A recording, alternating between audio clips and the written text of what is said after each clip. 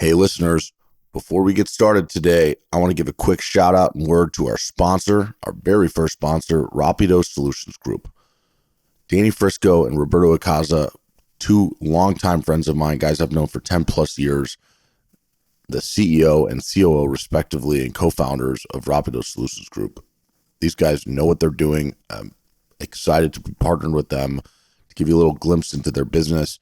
Rapido connects logistics and supply chain organizations in North America with the best nearshore talent to scale efficiently, operate on par with US-based teams, and deliver superior customer service. These guys work with businesses from all sides of the industry, 3PLs, carriers, logistics, software companies, whatever it may be. They'll build out a team and support whatever roles you need, whether it's customer, carrier sales support, back office, or tech services. These guys know logistics. They know people. It's what sets them apart in this industry. They're driven by an inside knowledge of how to recruit, hire, and train within the industry and a passion to build better solutions for success. In the current market conditions where everyone is trying to be more efficient, do more with less, nearshoring is the latest and greatest tactic that companies are deploying to do so, and Rapido is a tremendous solution for you. So check them out at gorapido.com, and thank you again for being a sponsor to our show, a great partner. We look forward to working with you. And to our listeners, that's it. Let's get the show on the road.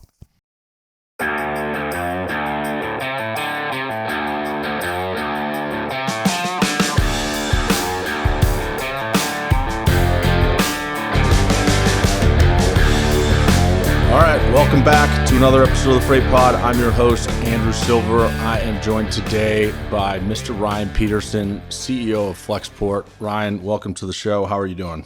Hey, it's great to be here. Thanks for inviting me. I'm doing great. So I'm going to be honest with you. This is the most nervous I've been coming into any of my podcast episodes, and I'll get over it quickly, I think, but I don't typically do much research going into these. I've had plenty of great guests, and I generally just like to have a nice conversation. But I have a character trait. I don't know, you can call it it's a flaw at some points, and I'm grateful for it at others. I am hyper competitive, and I'm also a hyper achiever. So it's very hard for me to look at something and not think of it in the context of a winner and a loser.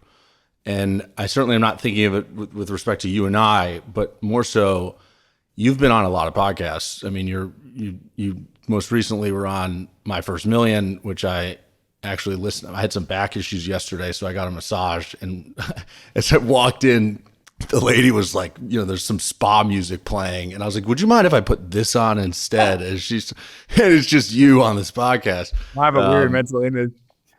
Yeah, a little bit.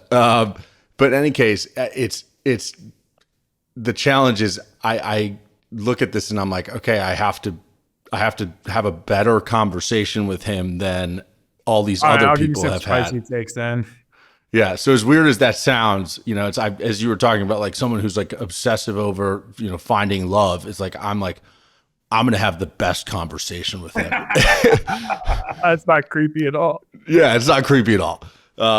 So it's just like that hyper competitive nature. And then it's like, okay, if I don't do this well, I'm a complete screw up, or it's the imposter syndrome of like, do I even deserve to be having the conversation? So in any case, I enjoyed doing the research.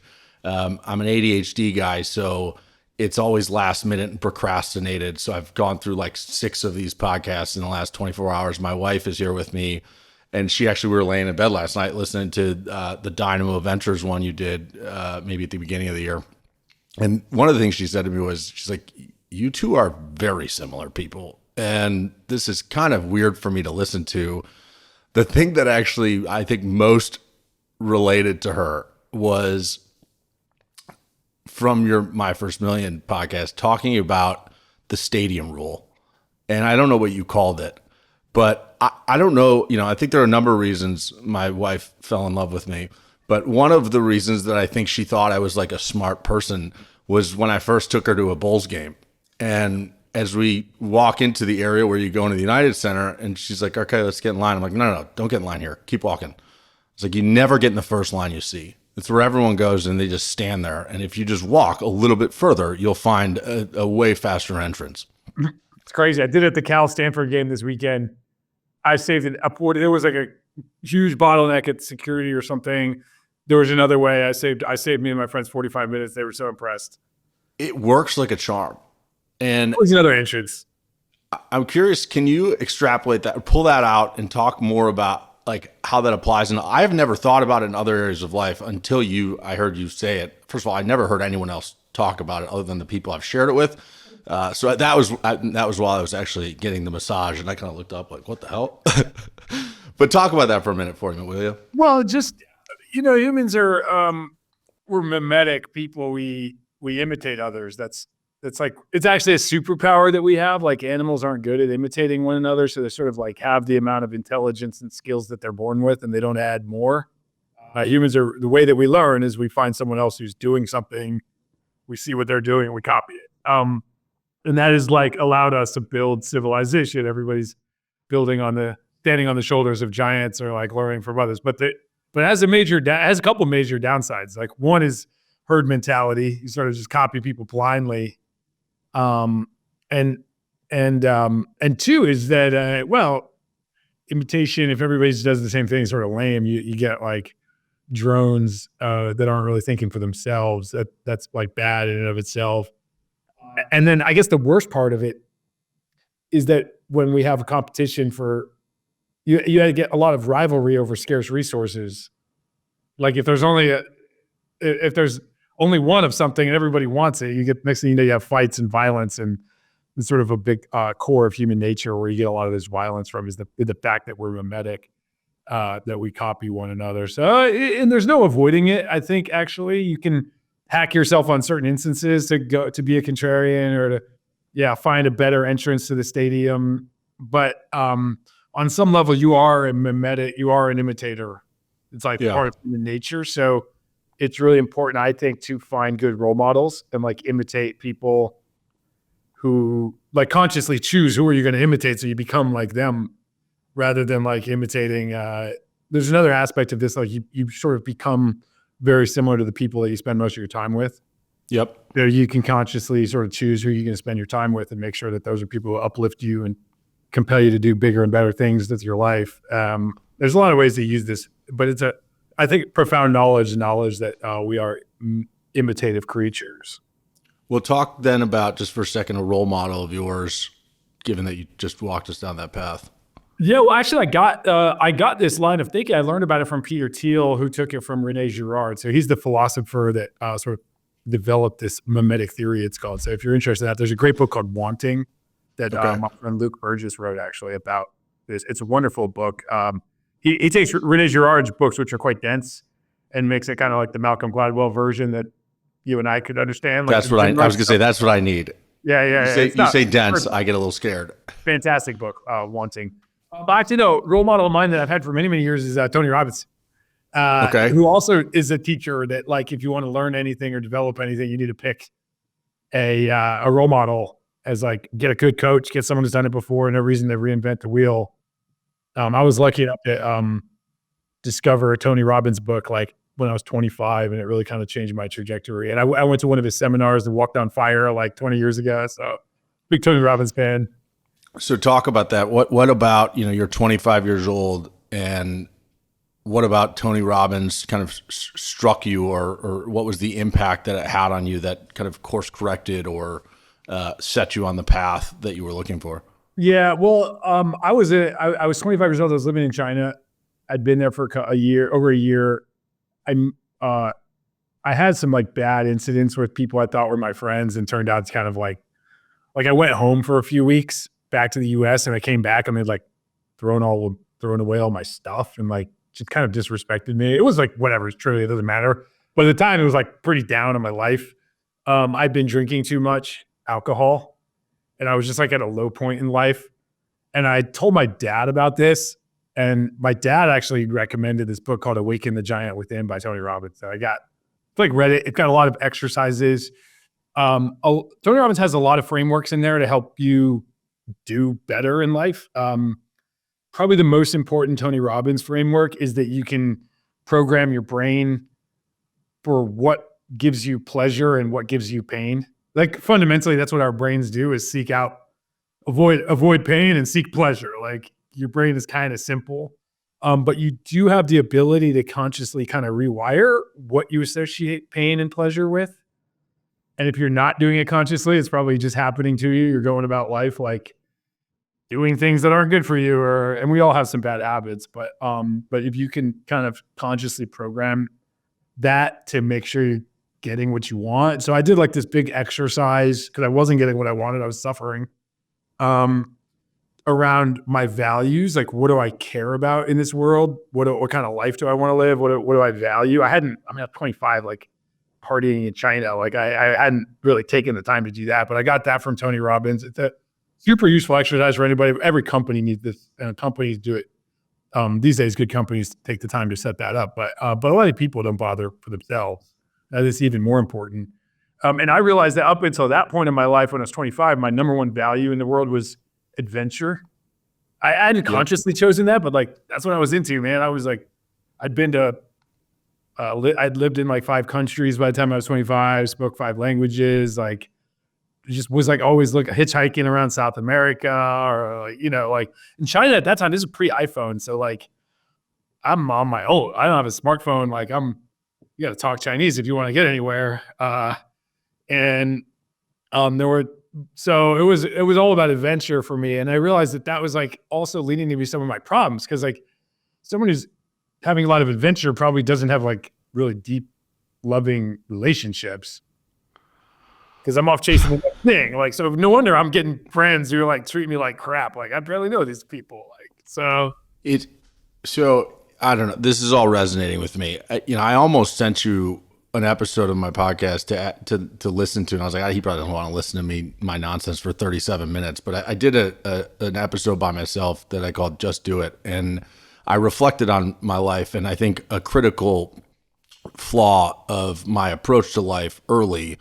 You talk about kind of the pursuit of pleasure and resistance or avoiding pain. And like, to me, that almost sounds like the root of addiction and where a lot of people go. And drinking, my 20s was a combination of, I worked hard in my 20s, but I also drank too much, I partied too much, and I gambled too much. I mean, it was my life. And I convinced myself when I was 18 that my personal life could be in disarray as long as I was busting my ass professionally and I was successful. And like, I had this massive flaw in thinking that like, as long as I had professional success, all of these other issues didn't really matter. And that carried with me throughout my 20s. And it's interesting because as you talked about values and how a lot of people walk through life not even remotely understanding what their values are, because they're just kind of, reacting or just kind of moseying around, I guess. I was one of those people. I even talked about that on that, where I was like, I don't know that I could clearly define my values. And it's something that, frankly, it took getting fired from, my business that I had started and sold, but was still very much involved in, and it had been a big part of my identity. It took getting fired for me to finally kind of take a step back and be like, dude, this is not the life you want. You pursued this professional stuff and you hit the milestones. You sold a business. You're, the big hotshot you wanted to be, but you still feel empty inside to an extent. I felt empty inside. And like the last year and a half, I've been way more introspective, and I've done a lot of work with a coach, with a therapist, to like really start to define the life I want to live and understand myself in ways that I kind of hadn't. So I guess all of these things you're talking about are really interesting to me and resonating. I didn't spend. You mentioned that. No, most people don't go take the exercise to write down and figure out what their values are. Even fewer will go consciously try to change those values and recognize, hey, I'm valuing things that aren't getting me what I want, and it's creating pain in my life. And knowing that, hey, you can actually sit there and consciously choose the value, like sort of design. You got to understand what gives you pain and pleasure on some level, but you can change these things. You do have some ability that your brain's malleable. You can change this. And so I like reoriented myself around learning. I've since done it again with my wife after I got married, to make love the top priority, but like learning was always, ever since. Did you say make love or love? Love. Family, love. That was the joke. But learning has always been like, ever since that Tony Robbins incident or Tony Robbins experience, reprogramming myself to make learning and adventure is a form of learning. It's a great way to learn. probably learned more going around the world traveling than I ever did in school, right? Like times 10. But it didn't lead to long-term lasting relationships. And so, yeah, but orienting myself around learning was really a game changer. I went off and read like, I don't know. I mean, at this point I don't count, but that 1 year immediately after I read 55 books or something, and like thick ones too, like The Wealth of Nations. I was in China, kind of sometimes bored, let downtime. I would just crank through books. Was that an easy thing to do? Like orienting around learning. Some people, it's hard. Learning is not an easy thing to just pick up and make a big part of who you are. Was that a challenge or you naturally learning was easy for you and you're a curious guy, so it was more about just pointing your attention towards it? I'm a naturally curious person. I can't say, I don't know how everybody's brains works. I've always enjoyed just like I get dopamine from learning, but reading, I wasn't like a big reader. Like I'm one of these guys who made it through high school, just like read the cliff notes and wing it on the test. Figure it out. Yep. Yeah. Even I did good up in school. I went to UC Berkeley and stuff, but I wasn't. It was really that. It was that Tony Robbins experience oriented around learning, and then I discovered an essay. It was a speech or an essay by Charlie Munger called "The Art of Worldly Wisdom." I want to say is the title of the essay. If you're looking for it online, it's a Munger.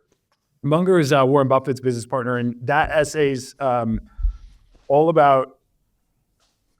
His general concept framework is that in any discipline, there's 2 or 3 big ideas. He says that this is a freight pod. He says there's 2 or 3 big ideas. They carry 80% of the freight for the entire discipline. That's actually his line in the essay. And if you can learn 2 or 3 ideas out of each discipline, you're like 80% fluent to talk to the experts and never feel dumb again and be wise. And that's what he calls worldly wisdom, is when you've done that for all of the disciplines, and it's arbitrary how many disciplines you think there are. A few hundred, though. There's not like infinite. Yeah. So you're talking 500, 600 big ideas in the world that if you understand them, you're just like incredibly Swiss Army knife dangerous, kind of have a lot of mental models to be able to, and most creativity in my experience, so like most creativity comes from taking like a mental model or a concept from one discipline, and turns out it's useful over here. And those people in that area hadn't thought of it before. They're sort of the art of being a generalist. And so that essay set me off to be like, oh, okay, I'm gonna go learn this stuff that I, never felt like was particularly interesting. But if there's 2 or 3 big ideas in that whole area, like, okay, let's go learn the 2 biggest ideas from these things. So that's a useful framework that kind of set me off on a decade or 2 of just going hardcore on learning everything I could about everything. And talk about how that applies to our industry. I mean, what's interesting to me is I've learned a little. I've never been big on forwarding or known much about it, and most of the extent of what I know now is a product of listening to you talk about it in the last 48 hours.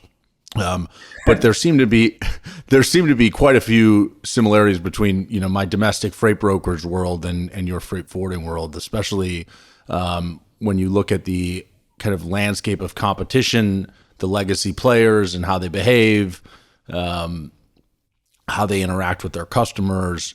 And I'm curious, like, if you were to apply some of what you took from Munger's essay to our industry, what connections would you make? Yeah, I mean, by the way, I'm the opposite. I'm learning fast. We acquired Convoy, so we were learning fast everything about domestic and seeing there are a lot of similarities. There's a lot of differences that are kind of fundamental to the nature of the barriers to entry, which leads to there's a lot more carriers and brokers than there are in trucking than there are in international, especially the carrier side. I mean, there's only 10 ocean carriers of any scale. And it might be similar to kind of LTL world, where there's just like not that many networks because of the barriers to entry and the economies of scale that come from it. So it's, but anyways, you asked me how would I apply? Well, first off, just being able to bring things from the software development world into freight forwarding is just like, that's our core competitive advantage. What we've done differently than everybody else is say, hey, we can build software to make these experiences better. I think bringing things from marketing world from that this industry is kind of cold, frozen, doesn't do a lot, ignored to their own fault. I mean, it's a fascinating world, like great global logistics, trucking, international, everything. It's just like you're the circulatory system for the world economy. If you're not capable of spinning that to tell stories that are compelling for wider audiences, then like you're kind of bad at life. I don't know. It's like industry's fascinating. We're always in the news, not just, we're not Flexport's on the news, our industry's in the news. It's relevant. You can pick up every single day's Wall Street Journal and you'll be like, there's some story that we as freight transportation logistics professionals have like a perspective on that's unique, interesting, different. So we've been able to kind of bring that. I don't know what you say you're borrowing that from. Maybe that's tech marketing. Maybe that's just like viral internet marketing, content stuff, but bringing that to an industry. And like in physics, you have this concept that for maximum energy transfer, you want to take something that's really, really hot and put it in a space that's really, really cold. And it's like, you'll get huge amount of energy transfer when you do that. Okay. And like that's kind of a useful framework is like, hey, this industry is kind of stale and boring. And so if we can take things that are really hot and like that could be, okay, the way that we discuss or the way that we generate, I mean, hype is like maybe a negative connotation, but generate interest in the space content wise could be design. Like we want to be like world-class in design, user experience, even relative to software companies. But if you bring that to an industry that's been like stale and boring and doesn't have any design or care about it. And similarly, like logistics is one of the advantages that Flexport's had is that this is an old industry and we have to be respectful of the heritage, but the companies have been around so long that most of the founders are gone. You know, Fred Smith just recently stepped, I think he's still the chairman, but he's no longer running FedEx, for example. And there's just not that many like founder-led companies. And so and then you have to look, okay, who are the types of people that rise the ranks in big companies? In a logistics industry, they tend to be highly rational, logical, empirical thinkers who are doing, you know, I mean, logistics is mathematical on a lot of levels. So the people who are the best to rise up the ranks are going to be the logical thinkers who use a lot of reason and kind of work their way up the ladder. That doesn't lead to like, well, they're not risk takers, right? Yeah, I mean, you're typically, especially the big legacy players, the next guy up is typically someone who's just going to keep carrying us forward where we are. And it's those mathematicians who are just like, okay, these are what the numbers say, so we should do this. And in a stale industry where it's kind of always just been the way it's been, there's a lot that you can get from a marketing perspective in terms of just interest from new and exciting ideas. But also, I think we'll both agree that at the end of the day, it's, you know, as much tech as you throw at the organization or in the industry, it's like really good, talented, hardworking people that make all of this work for companies like yours, for companies like mine. And those kind of people, they don't fall in love with the next guy up who got promoted, who'd been here for 25 years. They like the kind of crazy idea, we're coming in and we're doing something different, and like we're going to take this industry by storm and we're going to rip out the roots of how, you know, other people have thought about it. We're going to attack it this way. And people like that, right? I mean, if you're a senior exec promoted into the role, why take the risk, man? The board could just scapegoat you at any minute and fire you. Exactly. If you look at the individual incentives and you know, you either get like committees that can't agree on anything or a leader who's not ready to take risks and do stuff. And then, yeah, it's a great point of like, you know, what kinds of, it is all about the talent. It's about the people. And who do they want to follow? What attracts them to a company? And then I would add to that can you get people? This industry has not been high profile to attract top talent out of school. It tends to be, we meet people who worked in logistics. They never can tell you how they got into it. They sort of backed into it. They met somebody at the gym. Next thing you know, they're 20 years later, they're a senior exec. But like, it's not like the pipeline for top talent has always been like Goldman Sachs or McKinsey or Google or something like that. And we've shown, hey, like actually this is a great place to come and learn the world of business and have an impact and build tech and learn all this stuff. So I think that's been a big competitive advantage for us. We have to we definitely need experienced people, and we've hired a lot out of the industry. They're awesome, but we've also introduced gotten new types of folks who it wouldn't have considered logistics in the past. Well, I think an interesting point you make there is for sure. I mean, a number of things you said were spot on. I mean, when I think about most of the people I know from in the freight brokerage world, they have no idea how they got here. And in often cases, they couldn't find a job doing what they wanted to do. And all of a sudden they realized I can actually make way more money doing this weird thing no one else has ever heard of if I just can communicate effectively and I am willing to work hard. And those two things are. I know why they stay, by the way, because it's an awesome industry. It's addictive. It's fascinating, but they don't know why they got there. Yes, exactly. And I think the other thing you said that's really interesting is that the notion of, bringing in top talent, pairing it with experienced people. If I were to tell you why I think, the closest comparison to our industry or to the freight brokers world for your business would probably be the digital freight brokers that came to rise starting around 15, 16, 17 and had their time period the next 7-8 years. But the ones that failed, the reason I believe they did in a lot of cases is not a strong enough or strategic enough pairing of the really experienced people with the really smart people and letting those two work in a cohesive tandem that lets you make decisions that are rooted in accountability to the customer over innovation. Innovation is great, but if you're not accountable to the customer while you're innovating, you don't have a business for very long, and you burn trust faster than you can build it. And it's a reason why digital freight broker was a bad word in the freight brokerage world for a while. Yeah, I think that's right. I think they didn't.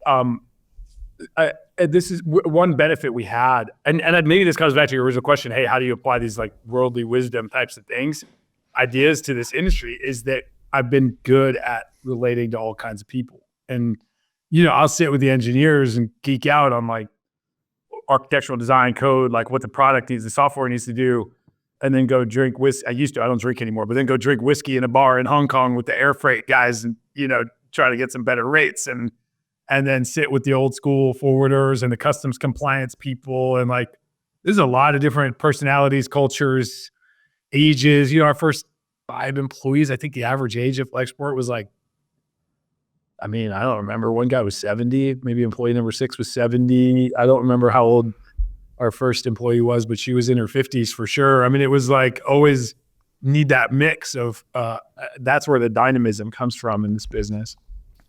So you mentioned relating to all different types of people. I think being a naturally curious person probably is helps that for sure. Can you talk about what you think, what other characteristics of yours do you think make that special sauce work, where you can sit down with the engineers and then be in Hong Kong having a beer with or a whiskey with the air freight guys and that they're drawn to you? What kind of makes, how do you get to that as someone, as a leader? If you get what I I'm don't saying. know. I was lucky. I had a lot of success early in my career working for my older brother and building companies together. And I think we attracted top technical talent early to Flexport because I started importgenius.com, which is a pretty successful, not by venture capital scale standards or anything, but it's quite a profitable business that my brother and I and another business partner started, Michael Kenko. And so I'd already been successful in tech industry before I started Flexport, and I left that company where I was the CEO. Even though it was going well, it was a good company, but I just was in love with the idea of Flexport. And so some of our early hires were oh, you left this successful, very profitable business in order to start this thing. You must really be all in. You must be committed to make this work. And so I come from a family. My dad's a software engineer. He wrote his first code for the NSA in 1973. Before Microsoft, I always give him shit because he should have been rich, but he's just a government coder for the government. But he's writing code to analyze Soviet defense spending and stuff in the 70s. So my brother and I always got hand-me-down computers. We always had the best computer because it was his computer from the year before. So we were sort of born into the tech world, but I had this adventurous spirit. And so I traveled around the world and got to meet, I lived as an exchange student when I was in middle school, which is really insane. Like I was 13 years old living with a family in Spain without my parents. That was by choice, or they were just kind of like, I don't know pain why in the ass and they didn't want to deal with you anymore for a I year? was old enough to consent to this, but I did want to do it, but they were good with it. And I kind of suffered actually there again, because I was lonely and too young and didn't speak Spanish yet. And I learned there what it was like to kind of be an outcast. And then that kind of helped me a lot with relating to people who are, I've always been someone who, like, if I see someone who's not involved or like is shy or looks You'll seek awkward them out, I'll try to bring them into the circle or something. And I think a lot of software engineers are kind of like that.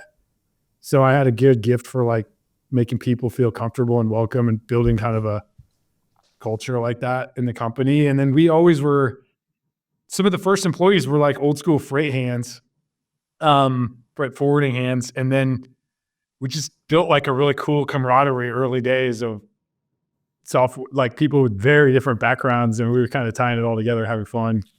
Yeah, I think that all makes sense. And especially something that resonated with me was your comment around kind of, for one, like leaving a successful position that was like a winning position and to start something new. That kind of notion of being all in, it's something that just drives other people. Like someone else sees that and there's something very magnetic about it, and you want to be around it. You want to be a part of it. You got to maintain it for years and years and years. That's that's like the challenge of leadership is like you got to be the most all in person at the company, outwork everybody, be more committed, do whatever it takes. And that's a lesson I kind of learned the hard way. There was a year or two there where I was like not as all in as I need to be. The last, I came, we could talk about it, but I hired a CEO for Flexport, and we had 6 months where we overlapped as co-CEOs. Mm-hmm. And then 6 months where he was the CEO and I was the chairman. And then I came back. That was about 14 months ago. And I don't know if I led this company the way I have for the last 14 months, for the prior 8 years before that, like, oh my goodness, we'd be the biggest company on planet Earth right now. Like the energy that I've been bringing and commitment and stuff. I want to ask about that because there's something that I want to relate to first. So, my business, we started it in July of 2017, and we were, I think the only companies that grew faster than us were Uber and maybe Convoy. And Uber had hundreds of millions they were throwing at the problem to do what they were doing. We didn't have that. We barely had any money the first 2 years, and then we had a couple million behind us. But our revenues grew substantially. In 2021, I think just like you guys, we were peaking. I mean, our business, we did 5 million in the back half of 17, 40 in 18, 125 or 130 in 19, 275 in 20, and then 625 in 21. Oh, wow. That's a nice trajectory. Yeah. And it was about that point. So I was 27 when we started, and I was really hungry, really driven, and wanted to take over the freight brokerage world. I mean, like that was the mission. We wanted to create the best experience in transportation for our employees first and foremost, and then our drivers and shippers, because ultimately the employees are the ones who do that. So if you don't make the best experience for them, there's no chance the drivers and shippers are getting the best experience. But there was a point, I don't know when it is, I couldn't distinctly tell you what day it was or what event created it, but we started getting a lot of awards. We got a lot of cultural awards for top workplaces, stuff like that, where we were like far and away ahead of competitors. We were like, number 40 or something on the Inc. 5000. My partner and I got Entrepreneur of the Year awards for EY. And there was a point where my ego took the wheel. And in doing so, the drive dissipated and the focus dissipated, and I lost myself in that business, and I eventually got fired, and the why there's money acquiring something. I got by the acquirer. They bought us, but the plan was not for us to go anywhere. I mean, the deal was structured in a way where the enterprise value was $450 million. They paid us $215 up front, and then, or they paid us $235 up front, and then $215 was aligned to an earnout over the years 23, 24, and 25. Yeah. And so I should still be working there. And if the business does well, I could get paid. And the business says we got fired in March of 23. And I only know that I'm no longer involved at all. I don't talk to people. A lot of the people still there, but Freight Caviar, who's a kind of meme, these guys who are in our space, they posted something about Molo recently that said they've lost money for 5 consecutive quarters. Well, I was fired the 6th quarter ago, so it's not exactly looking like the earnout's going to pay. Whatever. That I've gotten to a place where I'm comfortable with that. I'm over it. But I bring it up because I just am curious if for you guys raised $1 billion and saw an $8 billion valuation at one point. I mean, at some point I would struggle with that, and or at least I would probably get distracted. I'm curious if any of what I'm talking about resonates, or if for you it was something else that was kind of getting in the way of you being like the very charismatic, all-in guy that kind of kept the troops moving in the right direction. And just talk about that if you don't mind. Yeah. I've always been super committed by the mission of Flexport. We want to make we want to make it so easy, commerce and trade, that there's more of it. Like, that's just compelling. I think that we're deep believers that when two people trade with each other, two businesses, two people, they're both made better off, and there's new wealth created in the world. And that's the source of all the wealth in the world, is specialization and trade and commerce. And so I've always been all in on that. I think we grew, we hit some hard times. One of the things that happened was COVID was like really good and really bad for us. COVID, and I mean, obviously COVID was all bad, but like the issues on supply chain was a real boon for us. We became quite profitable. We grew like crazy, but our operations started to break down. Our ability to deliver on customer success. Before the pandemic, Flexport had a net promoter score in the 70s. And net promoter score is like, I don't know how familiar you are with that, but like, it means I am. A 9 or a 10 is +1. You ask customers how likely are you to refer us to a friend. 9 or a 10 is +1. 0 through 6 is -1. So a 6 is -1. If you get a 6 and a 10, that's a 0 net promoter score. It's like a brutal metric, right? And 7 and 8 counts as 0. So 2 7s, 2 8s, that's a 0. 6 and a 10, that's a 0. So we had a 77. I mean, people loved us. I think it went down to 17 during the issues with $20,000 containers and 120-day transit times. And like the $20,000 container is actually understated, because that's just the price of shipping the container door to door. It ignores the price of the detention and demurrage. If you don't return the container on time, you don't pick it up on time. And there were so many issues with people's warehouses being full that they couldn't take the container and unload it and return it.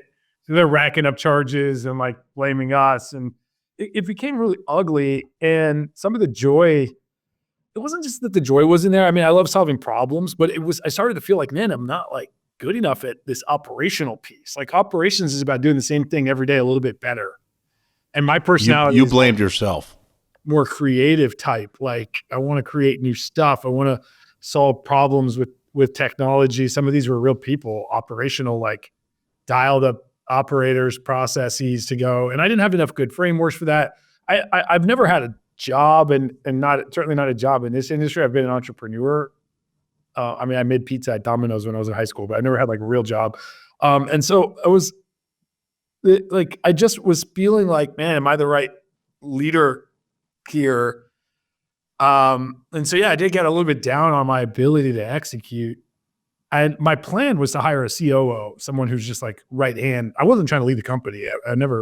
I just wanted like a really good right hand who just loves this kind of statistical process control, W.E. Deming, Toyota production system, like Danaher manufacturing system, whatever, Coke Industries. There's a lot of great cultures of like process improvement that I wanted to try to find someone from. And then I sort of caught a whale with the Amazon CEO.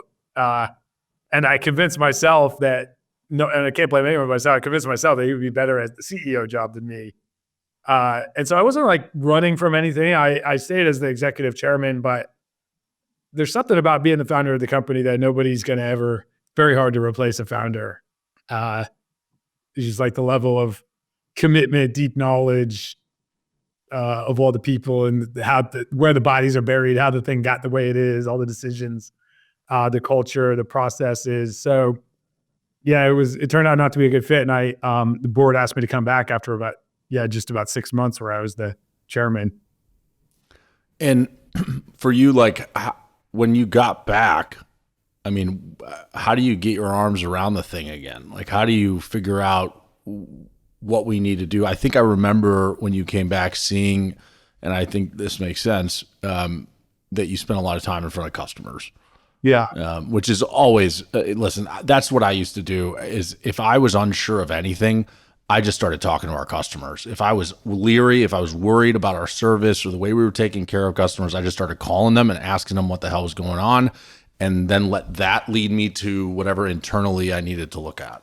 Yeah. But and at that point we were big. So, and we are big. Like we're the third largest American freight forwarding company, top 10. I think we're the number 5 on the Asia to US trade lane, which is the world's biggest in terms of number of containers moved and also air kilograms moved. So in 10 years, we became one of the biggest companies in this whole industry. And by the way, the only one in the top 100 globally, and I haven't gone further down the list than that, founded after Netscape was invented, the web browser in 94. There's a lot of great companies in this industry. Our competitors are pretty good at a lot of stuff, but they're not tech companies. Just not a lot of big new ones. Yeah. Not international. Domestic, you've had Uber Freight and your company and a lot of other good ones. But the barriers to entry are high in the global piece. So anyways, it's a lot to go talk. I can't talk to all the customers. Of course. But I came back and I knew there was a few simple priorities, and there's such a value in focus. One was we obviously had to lower our costs. One of the mistakes we made was just we went way too hard. And some of it was the COVID hangover. We just had we were flush with cash.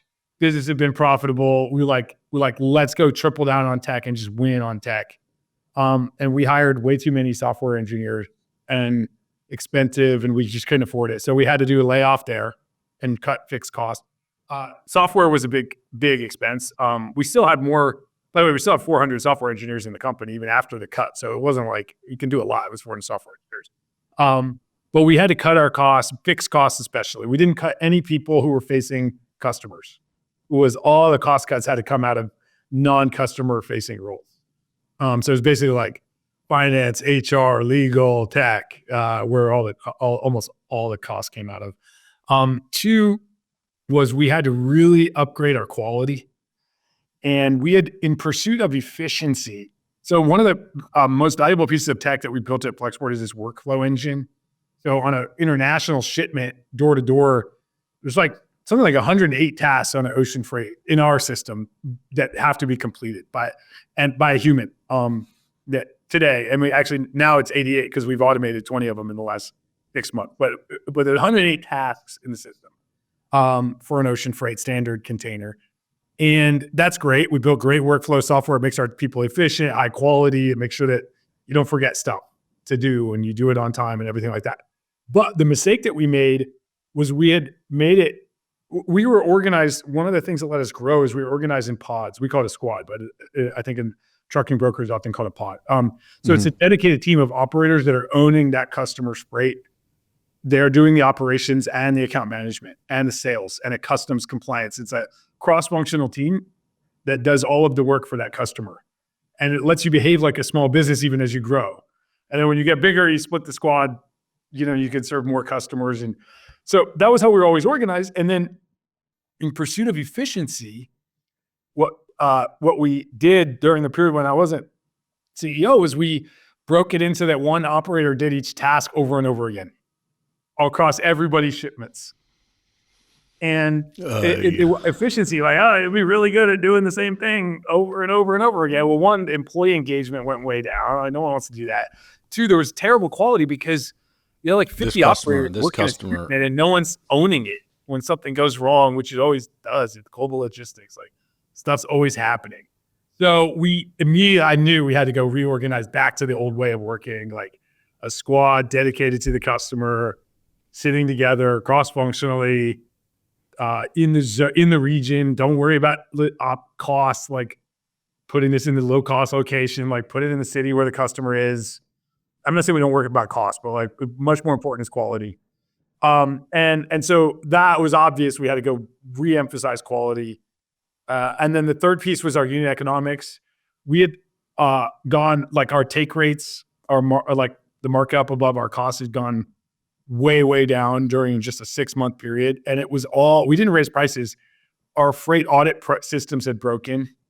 We weren't doing a good job holding our vendors accountable. They were billing us too much.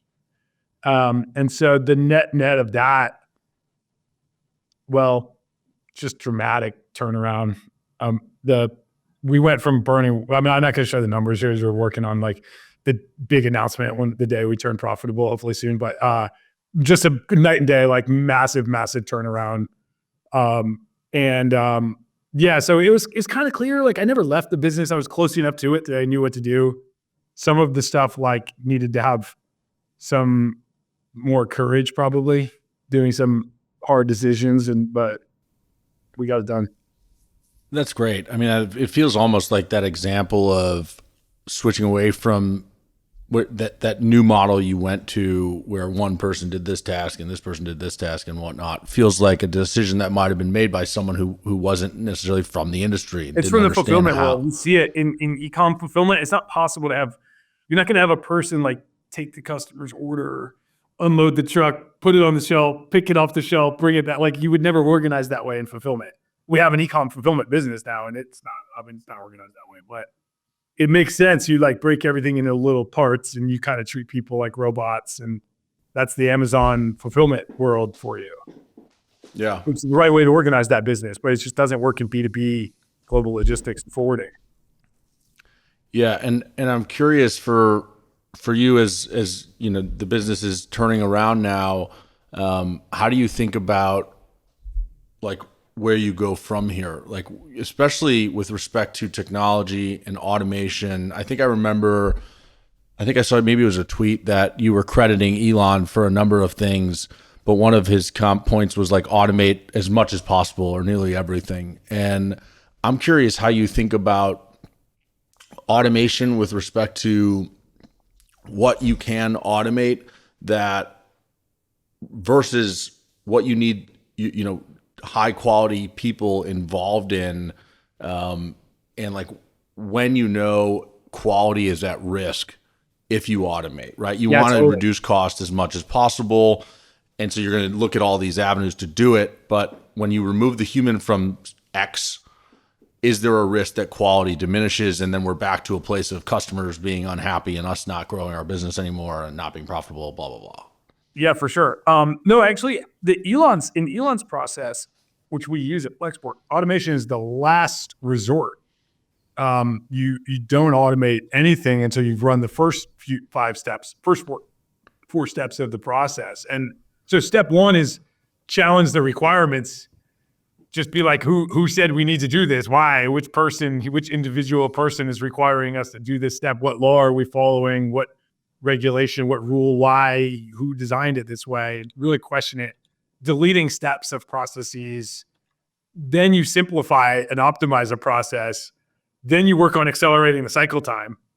And then you automate as the last step. And I think we've made a lot of mistakes over the years where you try to automate first and you automate stuff that's not ready. You haven't clarified things. You don't understand the process well enough.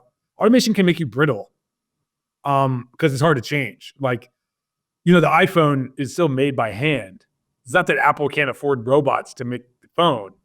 It's just that they're constantly changing the design to make it slightly, even within the year. You know, there's a new one every year, but every month or two, they're like, oh, we should tweak this circuit, you know, move this thing around.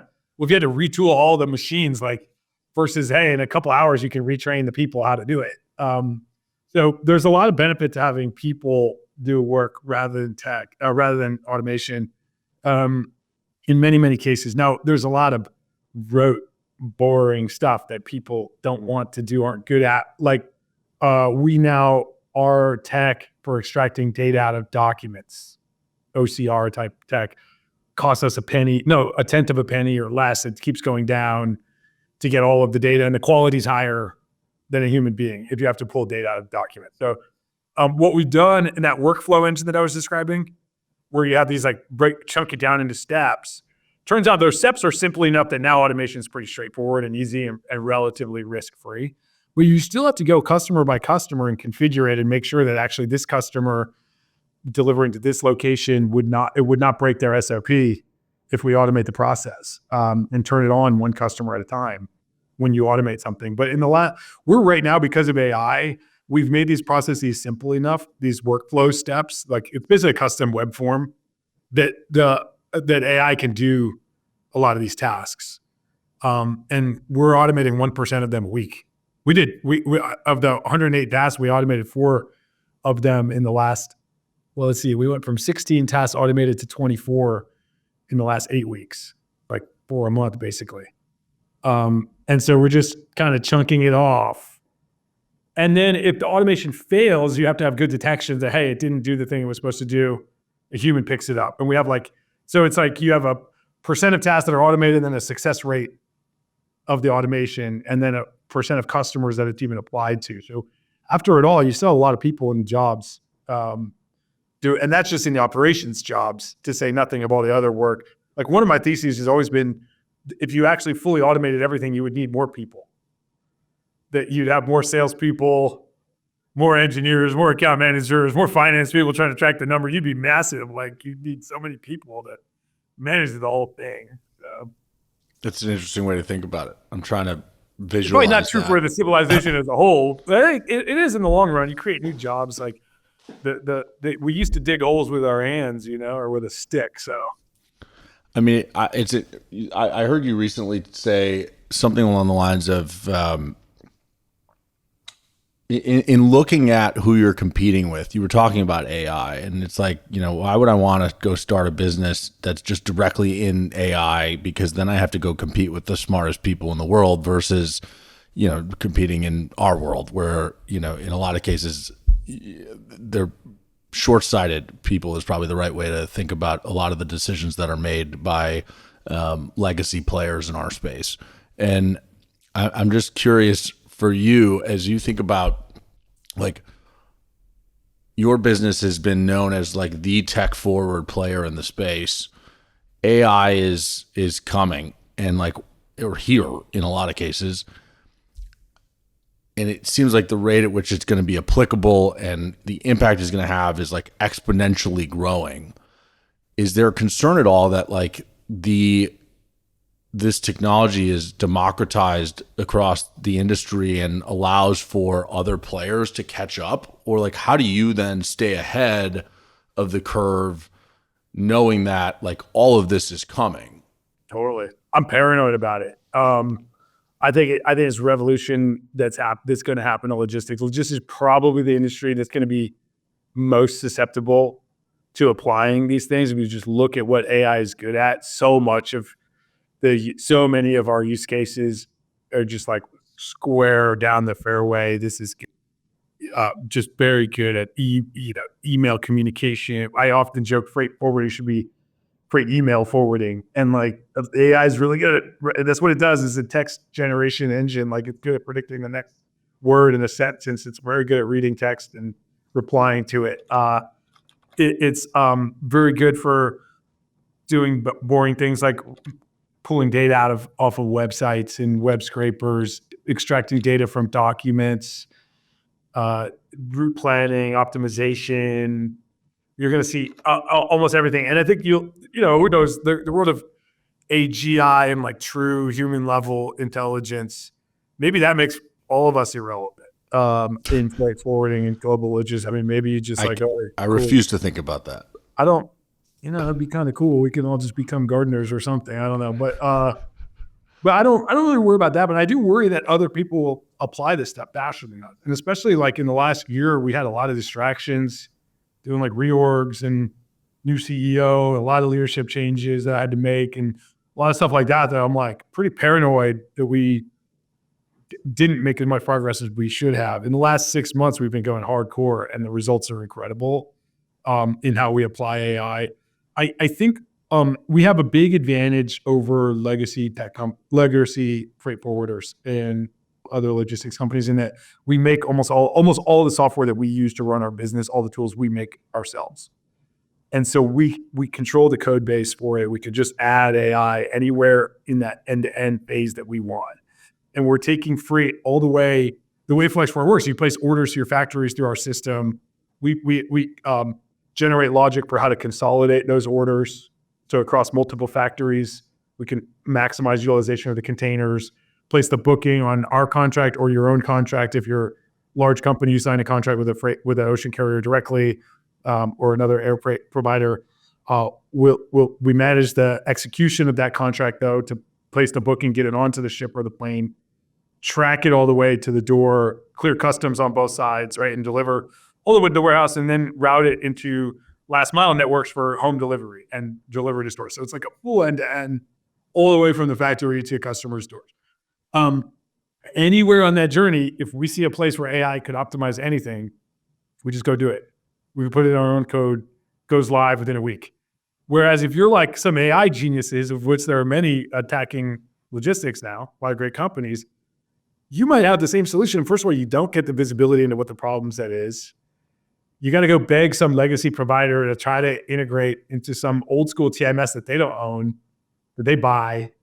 It's like, this is like in a lot of cases, it's not even possible. Like, well, I don't run the code. Like, I just buy the software. How can I add this AI code? So then you have to like put hacks of like be a Chrome extension or something. I don't know how they're going to do it. And by that time, we should have already run through 4 or 5 iteration cycles or 100. I mean, maybe they never get there. So I think we're in a very unique position given we have the scale as one of the largest providers in the world.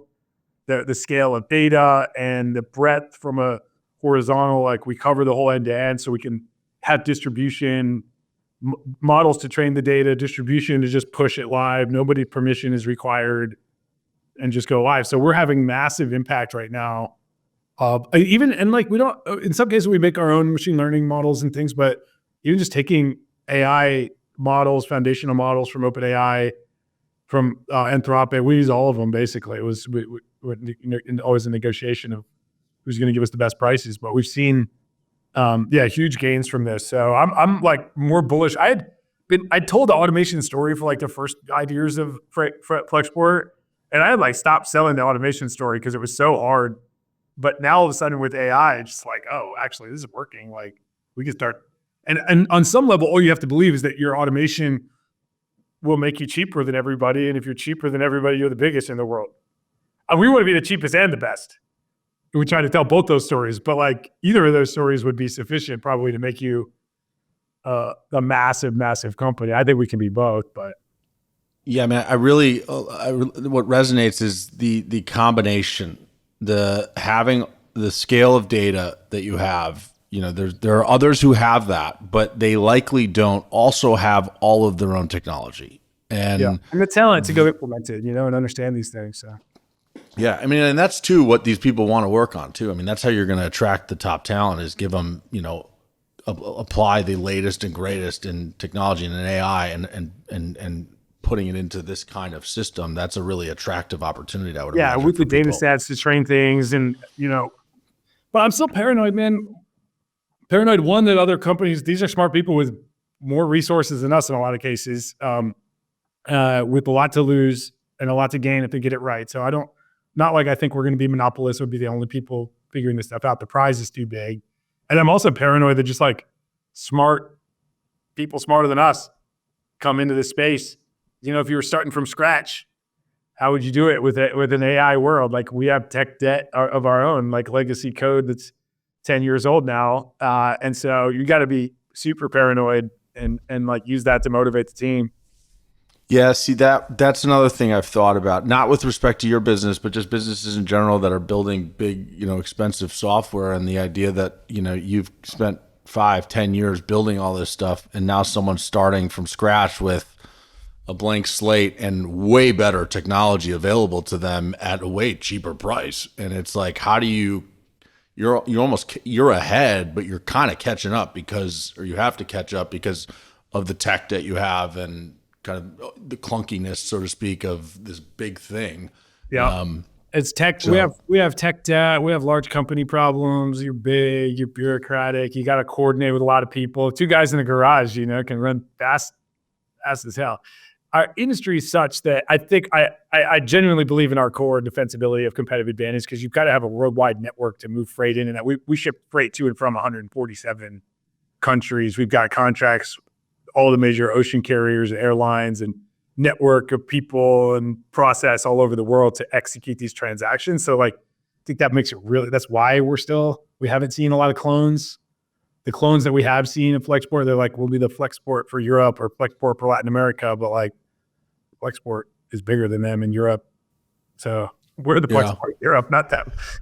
Our quickest office in the world is Amsterdam. So, well, I know you're not a big believer in moats, but I will say, this conversation kind of it pivots in my mind to, one way to defend your business is to make sure your customers love you. And, if your customers love you, you at least are always in the conversation. If someone comes in with just a completely new solution that you don't have, it's hard to keep your customer. But if you've always taken care of your customer for years and someone comes in and is offering a penny cheaper because they were able to build it a little bit cheaper, you're at least having a conversation before you're losing that business.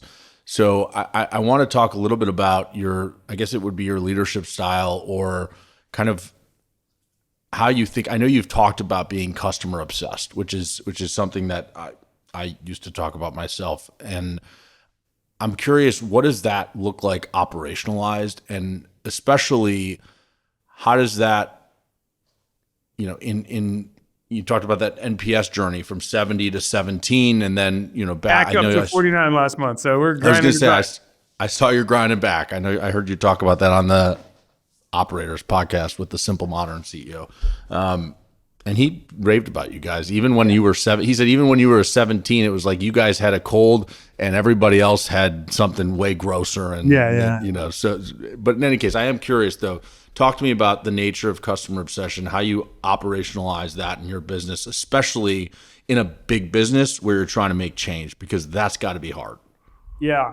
We got to lead from the front. What you said earlier is right. Talk to the customers yourself. I try to talk to, my first month back, was like all restructuring and reorg. My second month, this was last October, so just over a year ago, I talked did 100 video calls with customers and a bunch of in-person in a month.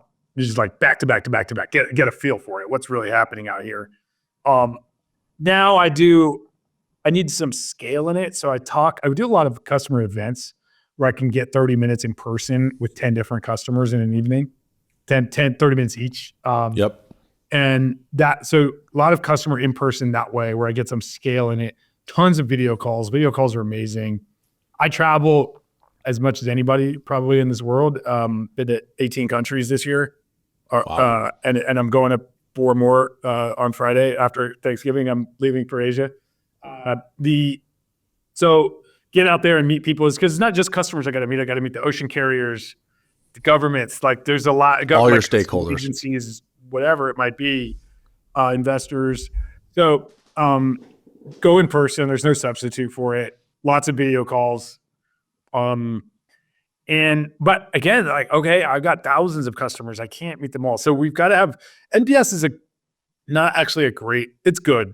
It's hardcore. I liked it. It's really hard to have a good NPS score. Setting a very high bar for the team. But on some level, the customer doesn't care about their NPS. It's not a metric that the customer cares about. It's a metric I care about, but the customers, they care about their on-time performance, the accuracy of their invoices. They care a lot about schedule accuracy. If the stuff arrived the way it was supposed to arrive. They care a lot about price versus index, versus indices. So we make sure we have really good customer metrics in place for every single customer, and then rolling up into squads, into geos, into the country, and then globally, you sort of get this fractal roll up of the customer metrics. So that's the key, is just do you have good metrics? and then good escalation channels for those things to surface. My favorite new one is actually using AI for this. So we have teams write up what's happening with their customers, and we put this into a RAG, into an AI, like into an LLM, and it summarizes it all for me. Just find out what's going on. I can't read every single Salesforce record of every conversation, but I can get the summaries. Is it giving you themes, or you're getting just a really clean summary of each one, or it's being like, themes. hey, No, it's themes. It's like, here's the patterns, here's what we're seeing across the customer base. Give me an example. Like what's something that you've seen in this process that was, indicative of necessary change and things like, our process for returning containers to the port, like we've had too many detention charges in this region this month, or it's just like kind of awesome what it could be. I don't want to crap on ourselves publicly with like what our churn reasons are or what's causing churn, but yeah, it's like you can ask it that, what's causing churn? It'll tell you, okay, our relationship manager's turnover is a good thing. Like that's probably the number one cause of churn, is someone leaves the company and you don't have a really smooth handoff to the next person dialing that process. Another big one is just they never really took hold. Like we don't, it really shouldn't count as churn if you don't get to like 10 to 15 shipments with us. Like you took a spot one-off that's shipment. That's where the threshold, like we really see our churn rate goes dramatically down if you can get to 15 shipments. So a lot of what we need to do is get people to getting to 10. What is it? How do I actually make sure that it really takes hold? Also, because our software, our platform is not as useful. Like, if you want to ship one thing one time, is like cool. Like an email is probably fine for that. It's when you have a bunch of stuff simultaneously moving that you're trying to keep track of that suddenly the software is way more valuable. Yeah, because I was going to say, in some cases it's the customer, it's not you. In some cases, the customer is someone who's always, they have one-off shipments every month, every 3 months, and they're always just looking for the cheapest price. And you're bidding against however many providers, and you won one time, but just because you didn't get it the next time doesn't mean that was a churn, and you should be offended by it or disappointed by that result, right? Yeah. Here, I'm actually pulling up the RAG. What else does it say that we need to be better at? Develop strategies for handling price-sensitive customers. Yep, that'll always do it. That was the exact example I gave you. Implement a robust win-back strategy. So it's like awesome. Oh, the other thing that I've done with this is what does a RAG stand for? I forget. What is a RAG? Retrieval augmented generation. It's basically a way to make roll your own custom LLM, large language model like OpenAI, but for a specific set of documents. So you put them into a RAG and it'll summarize and give you context and lets you ask questions of it. So we do an employee engagement survey where all the employees at Flexport, 2,000 of us now, can leave comments. I always reread all the comments, but it's just like hard for the brain to process and synthesize and find patterns, whereas the AI is really, really good at that. And then I asked one question. My favorite question in the survey that I put in is, what's something important that you know about Flexport that you don't think our CEO knows? It's like kind of amazing. They'd be surprised. I feel like I know 80% of what they say, but that 20%, it's also kind of scary.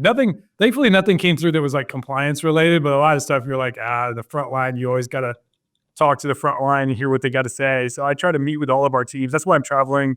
We have so many offices around the world, something like 40 offices. So I try to go, get frontline. And you can't, as a leader, this is a really good management lesson that I got from Brian Chesky, the CEO of Airbnb, is a friend of mine, that you got to manage the work and not manage the people. That your job as a leader is like being involved in the key decisions, work, like making sure that the work product is good. You're not a psychologist. We're not here. And my team needs to be this thing. Like, I don't want you to be like a team leader, the psychologist and keeping everybody happy. Like, no, we're like going to manage the work and make sure the work product's really good.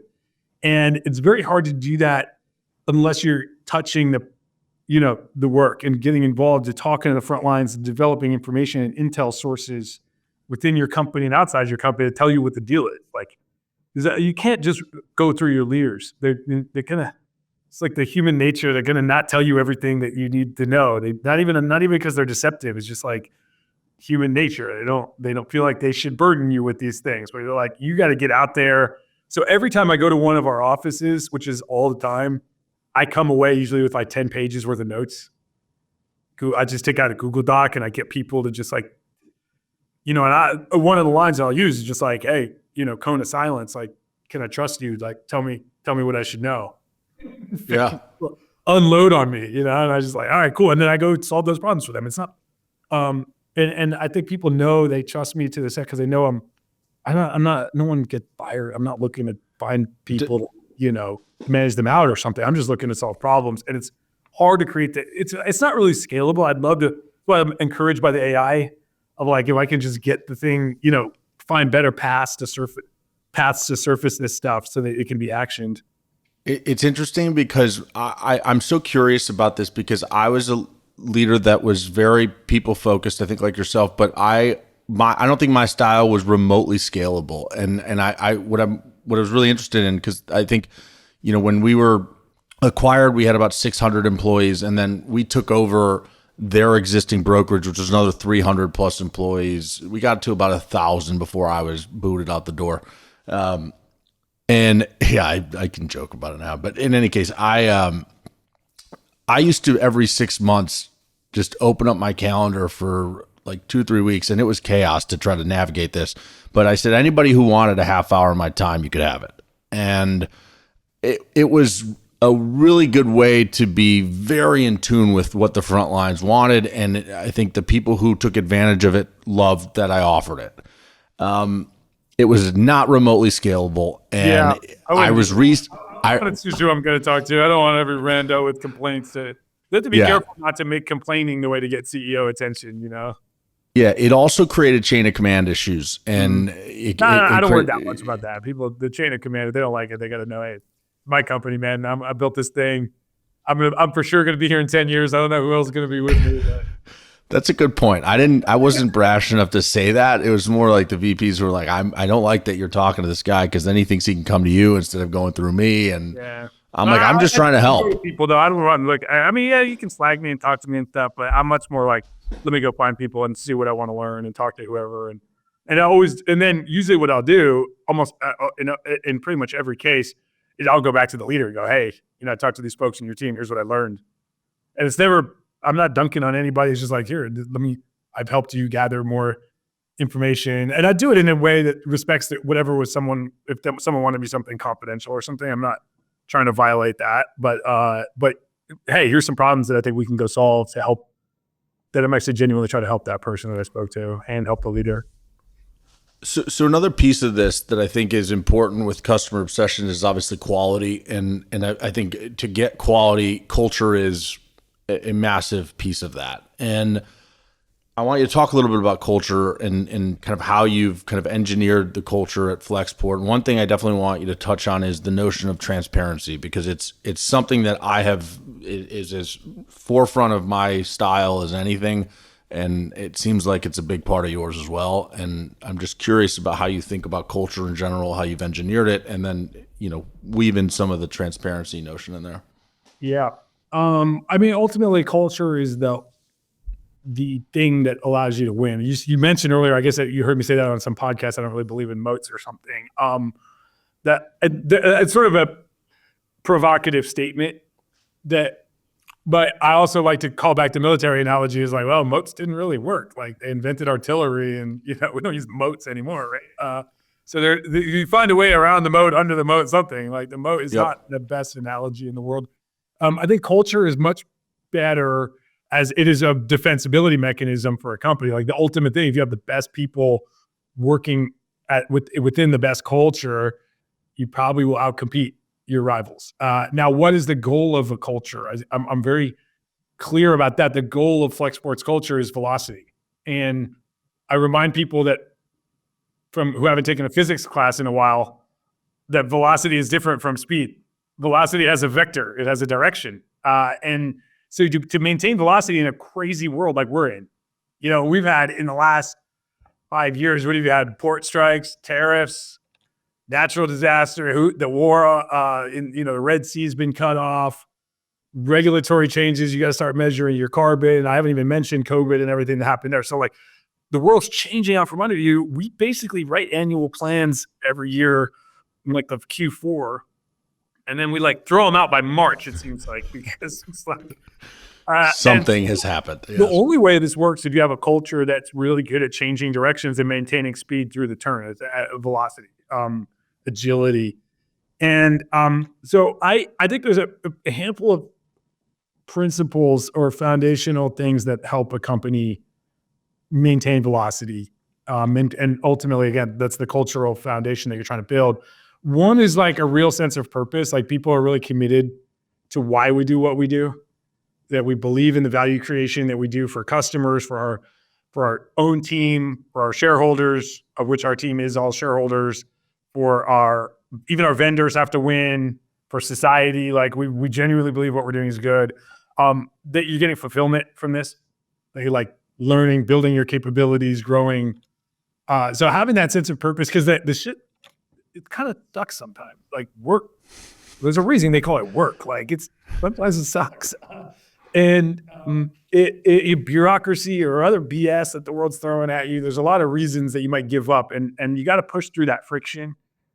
Clausewitz is a military historian, the most famous one probably, besides Sun Tzu, and he calls friction in war is like this inevitable thing, this fog of war, this friction that comes about. I think what is his definition is friction is that which makes the easy difficult, the seemingly easy difficult, and the difficult becomes impossible. And like, it feels like business can be like that. You're like, why is it hard? Like, what is going on? And you're constantly bogged down by friction. It's the nature of business. And so you got to have a sense of purpose to overcome that. Two is you got to have real focus. This is something that Flexport's been kind of bad at historically because we try to do it all. Our business model is like massive surface area, do it one-stop shop from door to door, like really providing that end-to-end service. Spread the team thin, you don't get as much done.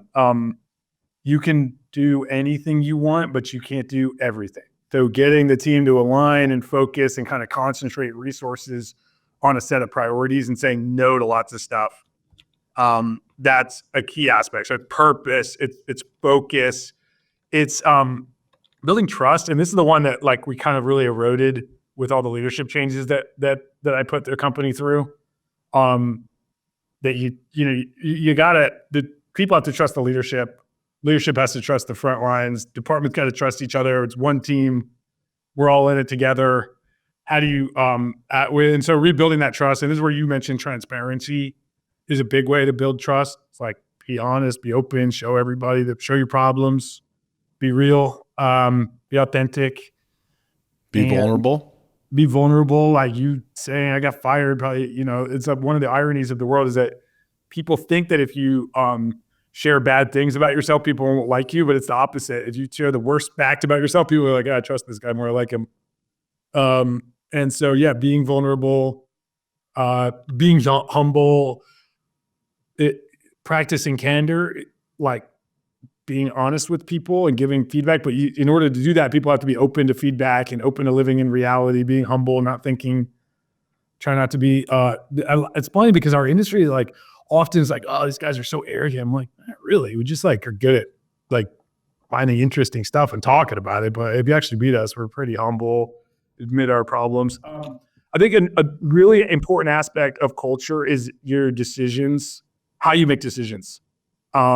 Decision rights. Is it clear who has authority to make what kinds of decisions? Is it going to a committee?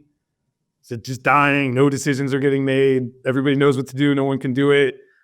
Are there a lot of fights? Do those fights get resolved? Is it the senior most person, or is the senior person just absolving themselves of responsibility and letting people who don't have experience make the bad decisions? Like, you can tell a lot about a company's culture just by sitting in on some meetings and seeing like what happens here, who talks, like how does it run.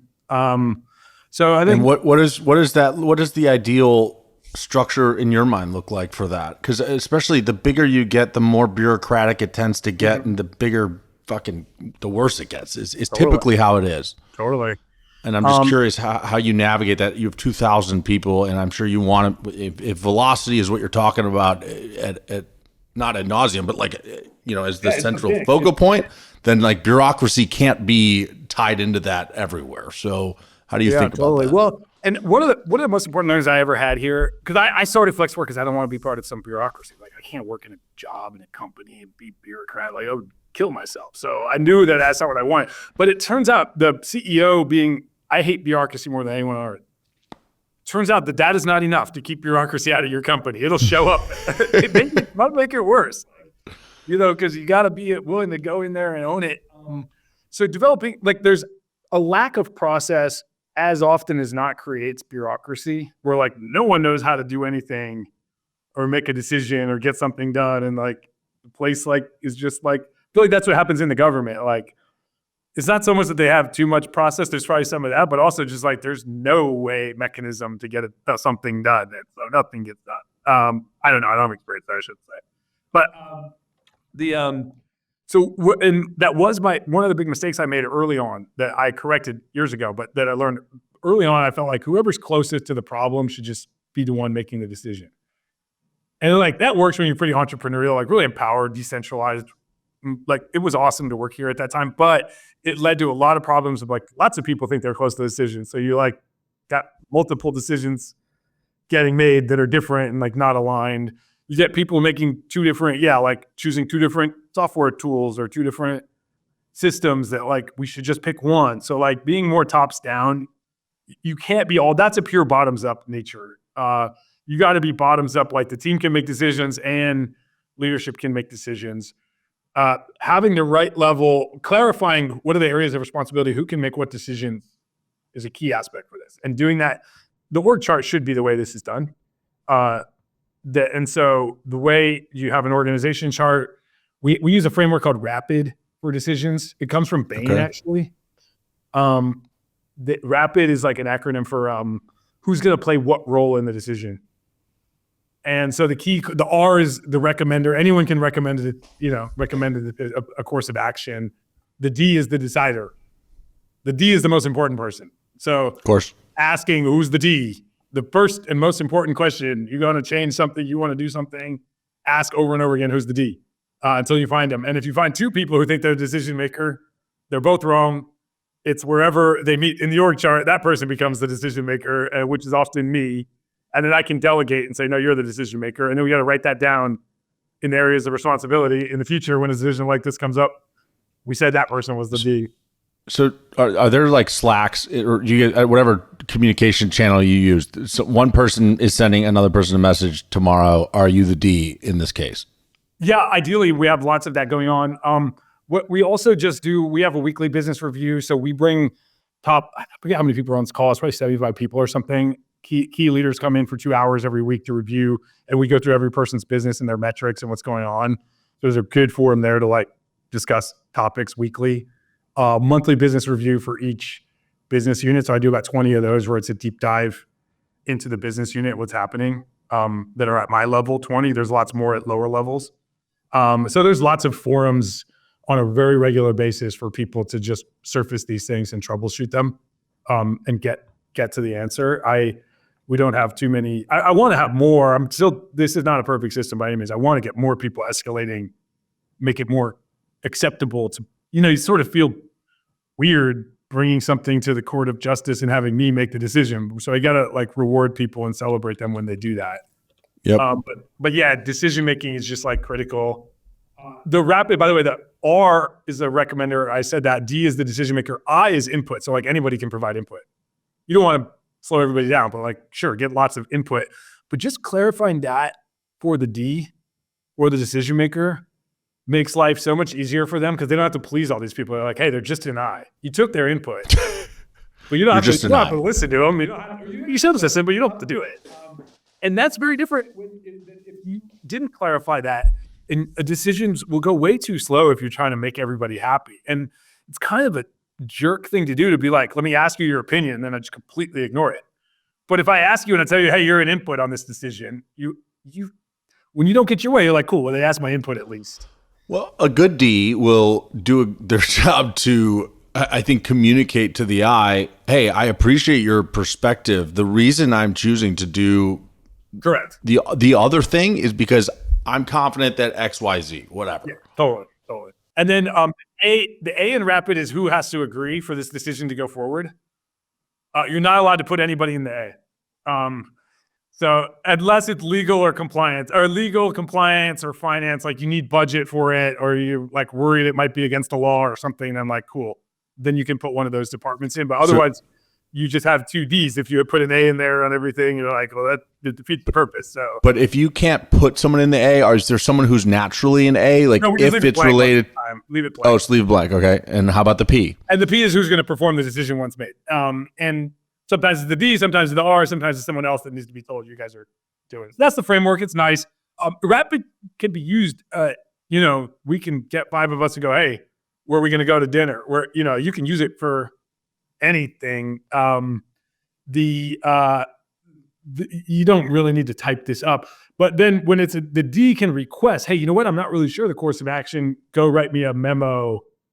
Go write me a summary. You can ask somebody their input, like, give me some options, give me a proposal, and then we'll do a sit down and, go through it. And we do these monthly biz reviews. So there's usually key decisions and rapids that need to get, if we need to make decisions on a given business unit or something. So that's the fourth pillar. I said purpose, focus, trust, decision-making, and then learning. Like, you should build a culture to be high velocity. It's got to be everyone's committed here to getting better, constant improvement, upgrading ourselves, learning about the world, being curious, treating mistakes like they're, because you're ultimately trying to run really fast loops, like launch something, see what happens, learn, do it again. And so if you lose that learning thing, you're going to be very disoriented towards reality. Yeah, that makes sense. And then let's just jump from there into your leadership style, because I'm curious about you as a leader, as someone who's been doing this at this one company now for 10 years, but you've been an entrepreneur for, it seems like 20 or so. You're 45 today, I think. 45? I'm 44, I think. 44. 44, my bad. It's the one thing I screwed up in my research, I guess. But you're 44, and I'm 34, and I just think where I was at 27 when I started the business versus where I am now has changed quite a bit. I'm curious, how have you evolved as a leader over the years, and what are kind of your guiding principles to your style? Yeah, I would say I've gotten a lot better at a lot of things. I probably got worse at stuff that I don't know about. But I got a lot better at being more tops down. I think I had this notion, again, coming back to that idea of whoever's closest to the problem should decide it. That if we could just, I was wrong about one fundamental thing in culture, which was big companies are these top-down bureaucracies, and the people at the top don't know what they're doing, and they're making too many decisions, and we got to set the people free, and you'll run so much faster. And there's an element of truth to that, because big companies are too bureaucratic and tops down. But it turns out that the reason they're that way is because if you do the opposite, it's like chaos and got an equal batch of problems that are maybe worse. And what you actually need is a balance between these two things. And in the biological analogy here, your human body, you have a nervous system and an immune system. And it's an organism that's all top down will die of disease because it doesn't have the local cells don't just attack problems when it sees them. The brain can't know about all the problems and tell everyone what to do all the time. It won't work. Whereas an immune system can, the local cell, the individual, the team, the decentralized org can just see a problem and attack it, but it lacks any kind of focus of direction.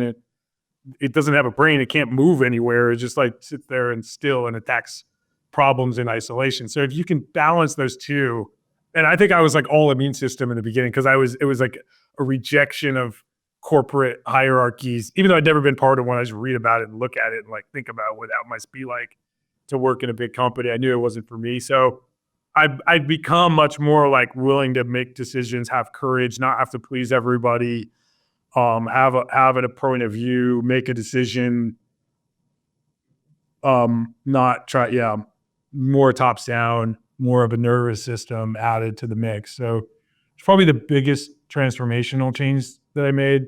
I've always had high energy, I'm not someone who like needs to outwork everybody, but I do. It's been weighing over the years, but lately I'm definitely the hardest working person at Flexport. I think I can say that. I don't think anyone's going to deny it. I mean, I think when you're trying to transform an organization like you are right now, that's a really critical piece to getting buy-in from everyone else. You're saying, "Hey guys, we screwed up. We made some decisions that put us in a spot that we don't love. We got to fix this." If you sit in your ivory tower and say, "Go fix this, go do that," and you're flying around to vacation there and vacation there, you're not getting the results you're looking for. If you're head down, like, I'm not getting up until we fix this problem, and then when I fix this problem, I'm going to fix the next problem, or we're going to fix the next problem, people will jump in with you, and they want to be a part of that transformation. So I think I would guess that played a big role in why you've seen such a turnaround and, you know, the positive impact that you have. Yeah. And I just build good relationship with a lot of people. They trust me to tell me problems and know that I'll help them solve them. The problem is I'm only one person, so I can't be the only mechanism by which that happens, right? So it's like, how do we get them feeling that comfort level with every leader in the company and the ability to just like surface stuff and get it action and solve? So some current obsession of mine, how do we impose all those principles I just said are great in theory?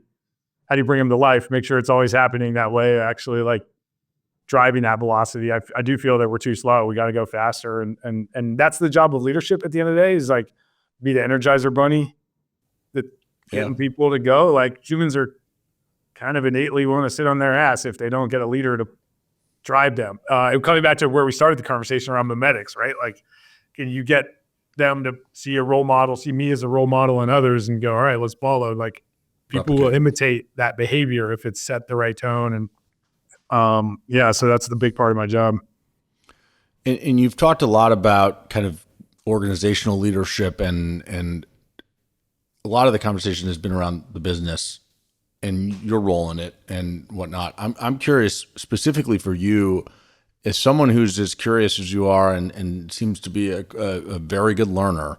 Can you talk about like specific work you've had to do on yourself where you've had to say like, hey, I want to improve this aspect of how I am, and like what that work looked like and, you know, how it went about?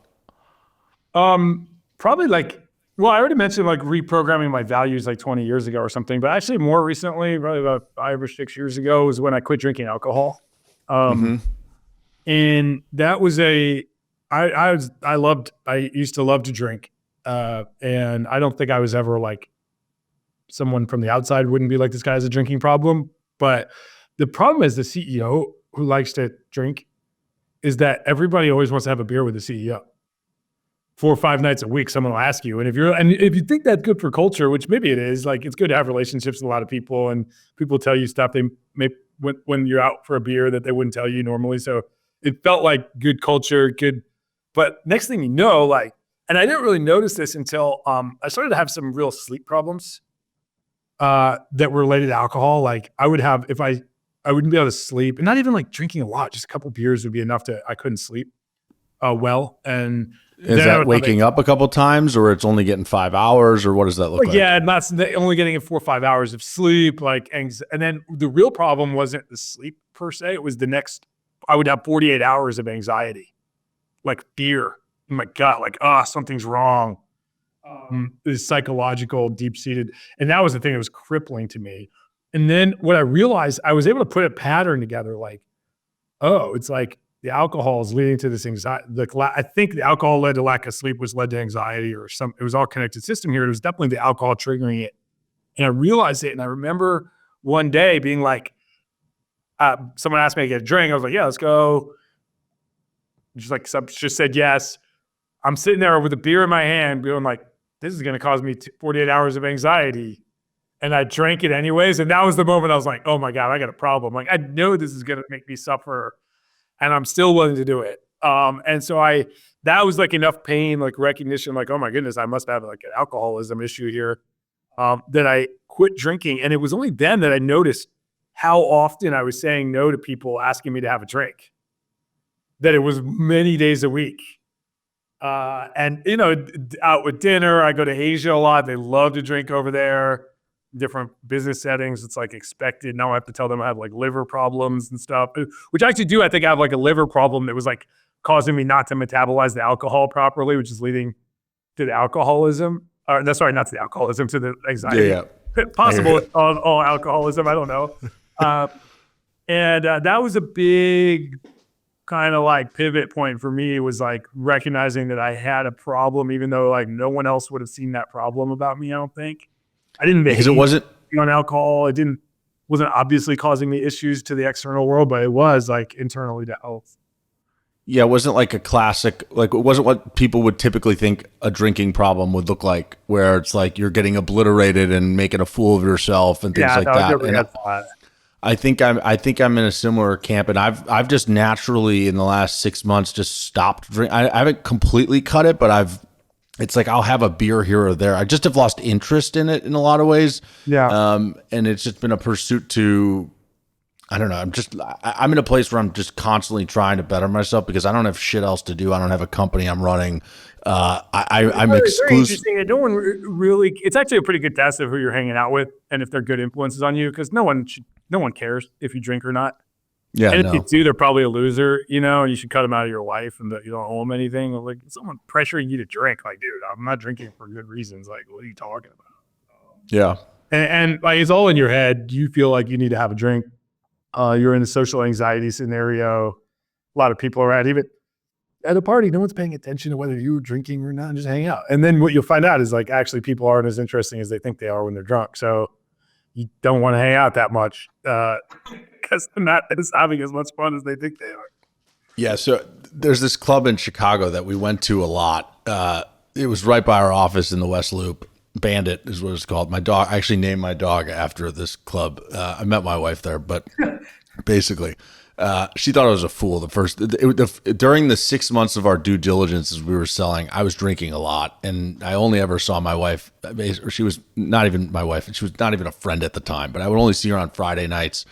And I would start drinking at the office at like noon on Friday. And so by Friday night, I was actually like obliterated at the bar at 10 o'clock when she'd see me.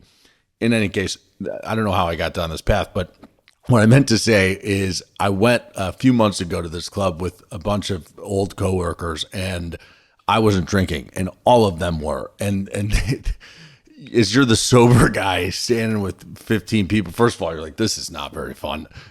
Just to be in the club at that point, and they're all hammered and just falling over themselves and like, we missed blah, blah, blah, and just talking nonsense. But I can relate to that, and it's I don't know. But you got to find, you got to find something else to replace it with. That's one of other Tony Robbins' other lessons. It's like, first of all, associate massive pain with the thing that you want to stop doing, and run movies in your head about if I don't quit drinking, it's gonna ruin my life. I'm gonna envision yourself in the hospital with all the people you love coming to visit you. Like you gotta create this mental image and make yourself quit. I didn't have a big problem of addiction at that level, but that's the technique. And then you got to find something else to replace. You were getting pleasure from it. So how do you find something else that you can get pleasure from that replace that source of pleasure in your life? And it could be like working out, exercising, hanging out with smart friends of yours, going for, nerding out with people who are just not drinkers, but just as more interesting to talk to. Like you got to find other ways to replace the benefit you were getting from a bad habit. What's a weird answer to that I don't know if it's what I've been spending a lot of time doing is like trying to understand myself at a level I've never understood myself. And it's various books. Like I'm reading this one right now, Radical Compassion, Tara Brach, I think is her name, or how to pronounce her name. And it's because I've always been a reactive leader in a negative way and struggled to manage my emotions when being reactive. And she's got this methodology, RAIN, for navigating challenging emotions, especially around like anger and such. And, a lot of the shame I've carried around my leadership style over the years is rooted in situations where, customers are unhappy with us, I react to the situation. I come down on an employee in an angry way, and then I'm regretting it and feeling terrible about it later. And it just, anger has played a role in my life that I'm just unhappy with. And now it's like I'm spending all this time, again, because I'm jobless largely. I help my dad a little bit with his stuff, but I'm largely jobless and a podcaster. But this RAIN methodology, it stands for recognize, allow, investigate, nurture. And it's like you can let anger is okay to have, but it's about recognizing it's there, allowing it to be there, investigating like how am I feeling it like physically, and then there's a nurture aspect. I'm not that far in the book to fully describe that piece, but what essentially is saying is like you can have these complex emotions and not let them have the wheel, so to speak. But my whole thing now is like just trying to deeply understand who I am and like what are the things that have shaped me into the person I am today, and how do I become a better person, and how do I become a better leader? Because I'm itching to get back into building a business, and like from the ground up. I miss it more than anything in the world. And I've got this terrible non-compete that's like preventing me from touching. I can't touch the industry largely, other than Does it go away when they fire you? That's messed up. Nope, not when you've got the earnout sitting there that supposedly could hit. That well, that's not. Hey, on that topic that you say, I can't recommend enough Awaken the Giant Within, but there's a particular chapter in there around pain and pleasure. Because the problem with that method, without knowing anything about it, is that if it's an anger problem, it's almost by definition you don't have the logical. You can have all the logical thoughts in advance about this, but like anger just comes. It was like in the moment. Yeah, how do you control it? And being able, the idea of Tony Robbins is programming your brain to like really wiring it to go, okay, you're getting some pleasure from the anger. And if you can instead position it as pure pain, that when you feel anger, you're like associating pain with it. You're telling yourself, and what a lot of you do in the exercise is like play these movies in your head of like write down all the worst things that could happen because of your anger problem. And then like magnify those times 100 and play the movie and visualize it and listen to the sounds of it all and like get yourself to that. I don't know anything about anger in particular, but like with anything that's giving you that you want to change a bad behavior, that's the neuro-linguistic programming is what that's what it's called as a field. Try to like really program your brain to respond in the right way. Okay. Awaken the Giant Within is the name of the book. It's a great book. I love it. People think it's easy because it's Tony Robbins, but I love the guy. No, I like that. I'll buy the book and I'll let you know what comes of that process. Right. So before we run out of time, I do want to spend a little bit of time on, you guys have made a couple of acquisitions lately in the last however long. One of them specifically, Convoy, I think is very relevant to this show and the domestic freight brokerage industry. Talk a little bit about that deal, why you chose to do it. Let's start there. Oh yeah, well, Flexport we're an international freight forwarder is our roots, moving cargo from origin anywhere in the world, 147 countries this year, to and from 147 countries. We do small amount of domestic trucking before Convoy acquisition. And where we did it was only because a customer is asking us to do it. That's a good international customer. And we are very clear, like, hey, like, we may not be the best at this, not our bread and butter. We're going to care more. We're going to do more, but we might not be the cheapest or the best. But like, if you like us enough and the one-stop shop and the value prop, like, happy to solve a problem for you, like, let's go. So we have a small business doing that. We acquired Shopify Logistics, which also had a small business doing trucking. But like it's a natural, like you want to be this one-stop shop that can do all the things. So it was was always interested in it. Wanted to be able to cross-sell that service, but was not focused on it. I think Convoy was running a process to sell themselves. I mean, they were running a process, but we had for a while, and I'd been really clear with Dan, like, hey, we're not going to have the budget for it. We're not going to be interested. We're not going to waste your time. his process turned upside down and failed, and it went bankrupt. And I read about it in the newspaper like everybody else. In FreightWaves, I think. And I was like, oh crap. So I called Dad because he's a friend of mine. And he has this like beautiful fiance, now wife. So I called him and I was like, dude, did she dump you? And he thought it was really funny. I've met her. She's great.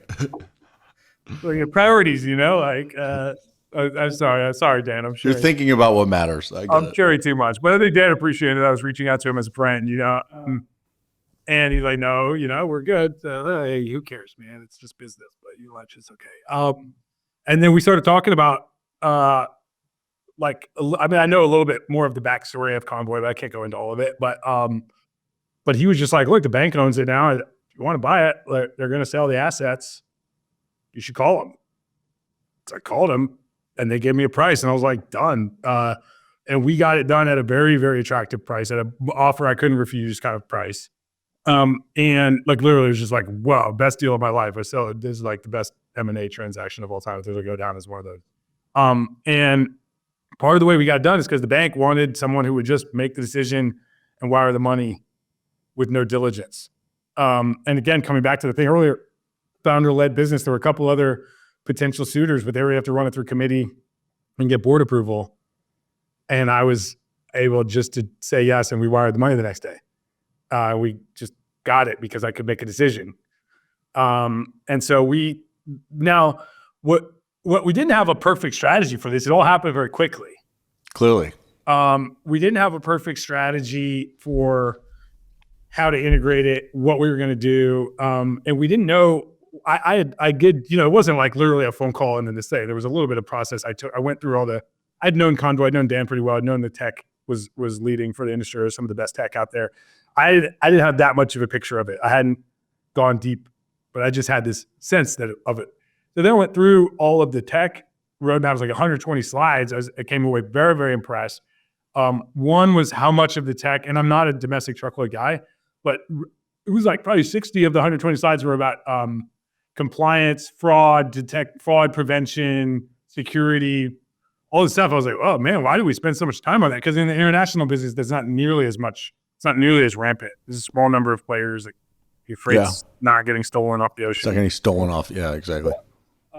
So that was one thing that jumped out at me. Two was they had this Convoy for Brokers product, which is the ability for Convoy has over 400,000 drivers using a mobile app, more than they could keep fed. You need these guys to open yours up every day and be in the first place, and they didn't have enough freight. And I think even if they've been super, even if they had 10 times more revenue, I don't know, they could have kept 400,000 drivers active every single day, being the number one source of loads for them. So it became clear that this Convoy for Brokers product was really working. It was only about a year old, but it was like really crushing. Convoy for Brokers is where other brokers can plug in to that asset, to that base of carriers, 400,000 drivers, 80,000 carriers, plug it into the TMS, and then those drivers can bid on their loads and be sort of like an automated carrier sales team. And if they win the load, then by definition, they save you money and they earn a cut. We earn a cut. And so we made the decision to go all in on that. And we actually haven't brought in Convoy selling FTL. We haven't brought that part of the business back. We brought Convoy for Brokers back in a big way. And I think the logic there being, if I can we have right now 17 trucking brokers, FTL brokers signed up for it. So it's still small, but goal is to get over 100 by the end of next year.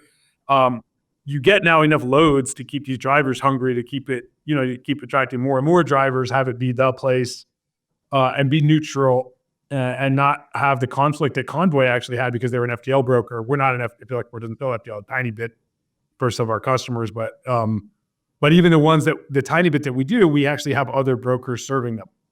And so I think the way you'll see us bring this back when we do start selling FTL at large is that the brokers who come on to Convoy for Brokers and use our supply side base, sort of carrier network that we have, will be able to sell FTL also to the Flexport international customers and sort of have be a true technology platform there where you've got some demand, you get a lot of demand flowing in. Every international container becomes one or more truckloads downstream, basically. And our customer base like ships a lot of FTL that we don't touch today, and then have this long tail driver network. So that's how we're bringing it back. It's it's gone like from an ROI standpoint, return on invested capital, just like tremendous deal. Very proud of the tech that we brought over their top. We couldn't bring enough of their great engineering team. I think we only had budget and allocated enough budget to bring over the top kind of like 45 or so of the software engineers. I think there were, by the time they shut down, they had like 250 still around there. So we brought over kind of the top ones that the leadership team really wanted to bring on. Right now, we also gave them our Flexport trucking org. Now we've merged the two. So we do trucking for drayage, port trucking, airport trucking. So Convoy, you'll see us bring some of the Convoy tech into owner operators coming into the drayage market at some point. Challenging to do, but that's going to be also a big part of the ROI case. Yeah. So, I mean, this is something that I have, thrust myself into the conversation of with respect to a competitor, Uber, and their launching of a very similar product, their broker access product, just a few weeks ago, and it caused quite a while. They just made an announcement. I didn't see that. They've been doing it for a while. Yeah, they just announced it, and I kind of came out shortly thereafter and said this is kind of a sticky place to be, because in a lot of ways it feels like a double brokering product. It's close to it if it's not it, but there are more overarching concerns around as a broker giving or sourcing your capacity from a direct competitor. And not your shipper, your customer not knowing. I mean, there's just so much about it that's just kind of ugly. And, I think it's wise that you guys are not planning to do that. Yeah, we've made it neutral explicitly. I do think that's a big part of what sets us apart when people talk to us and to Uber about these two different things, like the fact that we're not an FTL broker and we just have this neutral platform. And we do aspire to be able to offer FTL, but we're going to have it be the brokers doing it, and we're very transparent already that and there's not double brokering here because we're just the technology platform, and the contract is between the broker and that carrier directly, and Flexport or Convoy is the technology enabler, but there's not actually a trucking brokerage that is us in between the two. And then when we do go sell FDL to our core customer base, which we aspire to do, but it'll just be the broker's name. They'll see who they're buying it from. They'll service him. We want to build tools so that the transaction's happening here, but we'll integrate with the TMS of the broker, as we already do, but we'll integrate the demand side too. And you'll have a relationship with that broker. Our fee has to be small enough that it's not worth cutting us out to go, if you do, then you should do that because that's a decision you want to make. That's good for your business, but that keeps us honest that we can't take, it's not like we're going to make a broker kind of margin on top of all the other brokers. Yeah. It just wouldn't work. I mean, as a pure technology platform with access to capacity that, frankly, a lot of brokers would struggle to otherwise find, this is a new solution that I think a lot of brokers can consider and reasonably consider that like may add value to them. Because if there's one thing, the capacity is really good. I mean, these owner operators are entrepreneurs who want to do a great job. They're just too expensive to work with. You have to go through DAT, and there's a lot of fraud on things like that. But just like you're not going to call some random guy with a truck and expect him to show up, and it might be fraud. There's all kinds of stuff. So the fact that we run every single truck through 6 background checks on every single load. Every carrier goes through 6 background checks on every load to double check everything that's live. We would have to use our mobile app. It has to be open during the entire journey. So if they veer off the expected route, it sends a notice to security right away. We've had no fraud whatsoever, like no theft for like 2 years running. So the tech, that piece of the tech is what really, really makes it stand apart, is the security, the fraud prevention, and then just access to, like you said, like low friction access. And then you get this competitive bidding dynamic of multiple, on average, I think it's 6 different carriers bidding on each load. So we're filling, right now we're filling 10% of loads. So the way it works is a broker comes on board, we integrate with their TMS, lightweight, pretty quick to do. Then we will bid. It was sort of carrier sales. Your carrier sales team keeps going, try to cover the load, but if they can't, or while in parallel, we're bringing offers, and right now we're winning about 10% of them. We think we can win 20% over time, but on those 10%, like kind of by definition, we paid the broker money. Otherwise, they wouldn't. It's a win. It doesn't have to be 50%. It doesn't have to be some big number. 10%, and it's like the fee is much less than the savings because it's built in, and you wouldn't have let us win if we weren't. So it's a simple win-win. It does take some degree of setup on the outset. We got to go into the TMS, and it takes like a week or so to integrate, but it's not a big deal. Yeah. I mean, I think one thing that the Convoy group didn't get enough credit for, Dan, especially with his team, but is like they built some really exceptional technology. And, if you're 30,000 feet zoomed out and don't know the details, it just looks like a company that raised a shit ton of money and failed. And, there's some truth to that part, but it doesn't consider that there are a lot of things that I guess you are the ultimate winner of, and you get to keep the benefit of what was built without having to have lost all the money. But the tech is sick. Look, it's the best in the industry, and we've got people from Uber Freight who say the same thing, and others. So the tech is really, really strong. The team is amazing. Like Dan built a really good technology team. I think you're right. What you said earlier, like my view of it is like almost too product and tech led, and not enough kind of Midwest steak dinner, freight brokerage. Like you got to go take the customer out to dinner and Midwest steak dinner right here. Exactly. Not enough of this. Kind of a West Coast product and tech company in a Midwest steak dinner industries, but we were trying to build up that tech platform, and Flexport's pretty good at the sales aspect, and sit down and take people to dinner and go break bread and figure things out. So I think it's a good fit for us. But yeah, I would argue actually their tech team. I mean, I'm just so impressed by the guys that came over, guys and girls. It's just like an awesome team. Yeah, and I think there's also benefit that you didn't allocate enough budget to taking more of them, because there are a lot of good new businesses that are going to come up out of this from those folks. My brother himself. Your brother started one with the Rylan. Yeah, so there's plenty of others that are getting up and going. So yeah. Well, listen, it's been I got you for 2 hours, and I had two goals here. One was to really get to know you, the person, and the other was to get to know your business. And I think I feel like we've accomplished those. So I don't know if this was the best, but I enjoyed it, and I really appreciate you coming on the show. My pleasure. Thanks so much, man. I appreciate you having me on. Great to get to know you guys. Get to know you a little bit, and I appreciate you being vulnerable. It's like I think people like that more about you than to keep doing that. Try, man. So all right, that's all you got this week, and we'll see you next time.